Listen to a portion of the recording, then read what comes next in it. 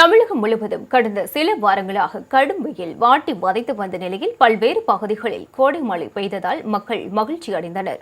திருப்பத்தூர் சுற்றுவட்டார பகுதிகளில் காலை முதல் வெயில் வாட்டி வதைத்து வந்த நிலையில் திடீரென சுமார் 1 மணி நேரத்திற்கும் மேலாக கனமழை பெய்தது. இதனால் வெப்பம் தணிந்து குளிர்ச்சியான சூழல் நிலவியதால் மக்கள் மகிழ்ச்சி அடைந்தனர்.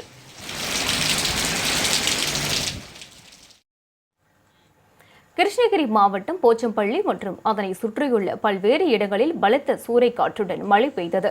இதனால் வாழை மரங்கள் முறிந்து சேதமடைந்ததால் விவசாயிகள் வாழ்வாதாரத்தை இழந்து தவித்து வருகின்றனர். தேனி மாவட்டம் பெரியகுளம் மற்றும் அதன் சுற்று வட்டார பகுதிகளில் கடந்த சில நாட்களாக வெப்பத்தின் தாக்கம் கடுமையாக இருந்தது. இந்நிலையில் திடீரென இடி மின்னலுடன் கனமழை பெய்ததால் பொதுமக்கள் மற்றும் விவசாயிகள் மகிழ்ச்சி அடைந்தனர்.